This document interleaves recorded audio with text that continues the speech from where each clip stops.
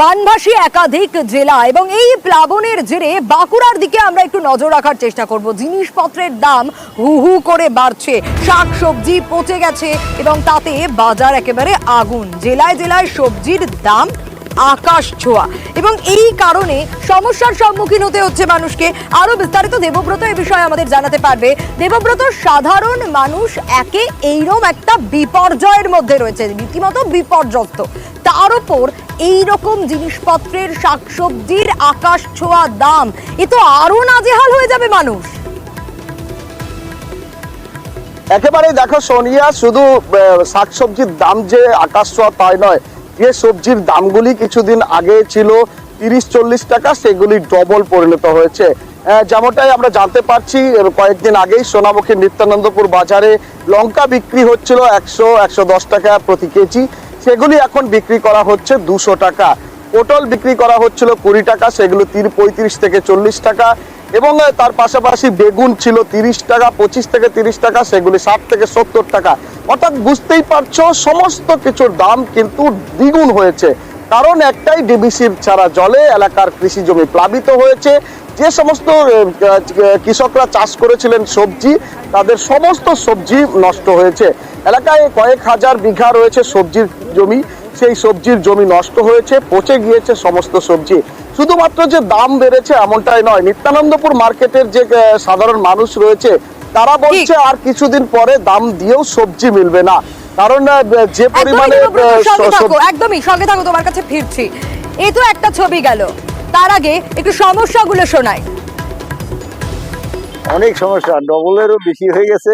যেমন ধরেন বেগুন ছিল আগে 30 টাকা, এখন 80 টাকা।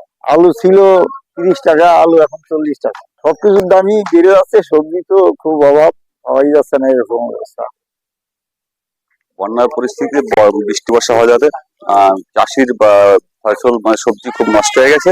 বন্যার আগে যেমন আপনার আলুর দাম ছিল 20 টাকা, বন্যার পরে হয়ে গেছে 30 টাকা। বেগুন ছিল 20-25 টাকা, সে বেগুন হয়ে গেছে 60 টাকা। মানে সবজি এত দাম বেড়ে গেছে, সবজিতে হাত দেওয়া যাচ্ছে। কেন্দ্রীয় বঞ্চনা, থমকে রয়েছে রাস্তার কাজ, বেহাল রাস্তা। ছবিটা দেখাবো, এই ছবি দেখেই বুঝতে পারবেন যে কোনো সময় যে কোনো বিপদ ঘটতে পারে।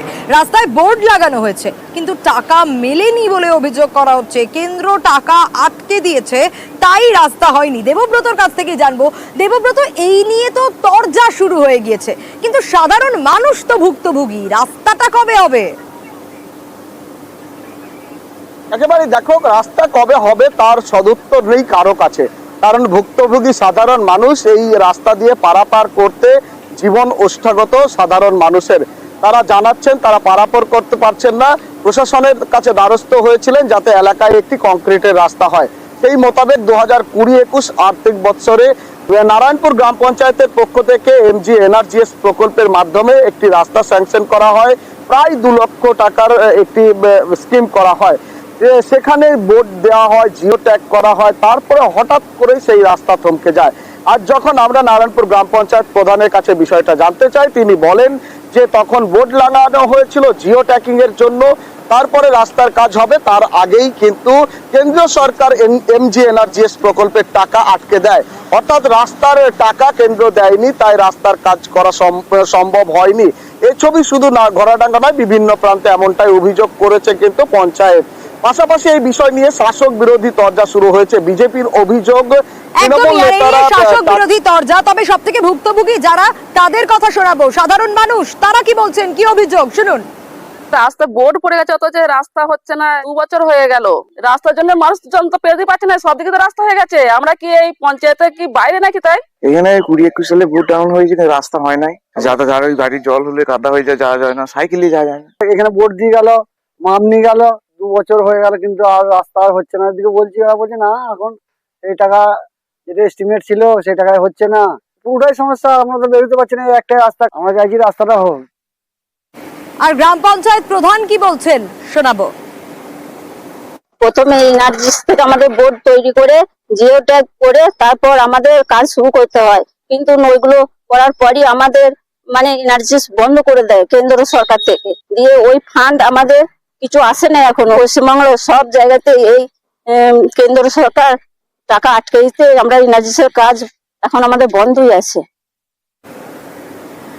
আর এবার নজর রাখবো ট্রলার ডুবি, আর তাতে দুই মৎস্যজীবীর মৃত্যুর খবর পাওয়া যাচ্ছে। ট্রলার ডুবিতে দুই মৎস্যজীবীর মৃত্যু। দুর্ঘটনাগ্রস্ত ট্রলার থেকে উদ্ধার দুজনের দেহ। এখনো পর্যন্ত সব মৎস্যজীবীদের খুঁজে পাওয়া যায়নি।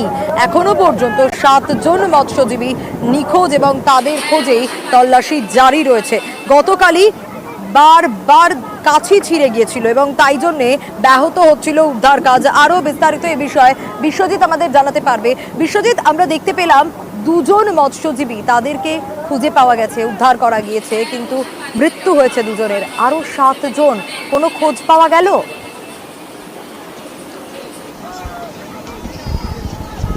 হ্যাঁ দেখো, উদ্ধার কার্য চলছে এই মুহূর্তে। যে ছবিটা সেটা হচ্ছে এই মুহূর্তে আমি দাঁড়িয়ে রয়েছি হরিপুর জায়গায়, এবং আমার যে অপোজিট একদম বিপরীত দিকে যেটা দেখানোর চেষ্টা করব, দূরে এটা হচ্ছে লুথিয়ান দ্বীপ। এই লুথিয়ান দ্বীপে কিন্তু আজকে সকালেই বঙ্গোপসাগর থেকে এই ট্রলারটিকে উদ্ধার করে কিন্তু নিয়ে আসা হয়েছে, এবং ওই লুথিয়ান দ্বীপে চড়াতেই কিন্তু ওই ট্রলারটিকে উদ্ধার কার্য চালানো হচ্ছে। সকালবেলা যখন ট্রলারটিকে তোলা হলো, তারপর উপরের যে কেবিন থাকে সেই কেবিন থেকে দুটো দেহ উদ্ধার করা সম্ভব হয়েছে। আপাতত যেটা খবর পাওয়া যাচ্ছে, এখনও নিখোঁজ রয়েছে 7 জন। এই মুহূর্তে যেটা খবর পাওয়া যাচ্ছে, জোয়ার চলছে, এবং এই জোয়ারের পর যখন ভাটা নামবে তখন কিন্তু ওই ট্রলার থেকে জল বার করা হবে, এবং জল বার করার পর তারপর ওই ট্রলারের দ্বিতীয় যে কেবিন, অর্থাৎ তলায় যে কেবিনটা থাকে সেই কেবিনে আরও দেহ থাকতে পারে বলে এমনটাই কিন্তু অনুমান করা হচ্ছে। এবং এই মুহূর্তে সেইটা দেখার জন্য তোমাকে দেখানোর চেষ্টা করব। প্রচুর লোকজন কিন্তু এই সমস্ত জায়গায় উপস্থিত হয়েছে, এবং পুলিশ প্রশাসনের তরফ থেকে সমস্ত কিন্তু ব্যবস্থা খতিয়ে পুরো ব্যবস্থা করে রাখা হয়েছে। দেহ উদ্ধার করার পর নিয়ে আসা হবে। আমি এই মুহূর্তে কথা বলার চেষ্টা করব। উদ্ধার কার্য তো চালানো হচ্ছে, এই মুহূর্তে কি খবর আসছে? এখন যেটা খবর, লুথিয়ান বলে যে দ্বীপটাতে এখন হাই টাইড মানে জোয়ার আছে। আরও 2 ঘন্টা পরে যে 9 জন নিখোঁজ ছিল, 9 জনের মধ্যে অলরেডি 2 জনকে পাওয়া গেছে। যে 2 জন ক্যাবিন ঘরের উপরে একটা ছোট ঘর করা থাকে, সেই ঘরে সাধারণত মাঝি এবং মাঝির সঙ্গে 1-2 জন সহযোগী থাকে। সেই 2 জনকে রিকভারি করা হয়েছে।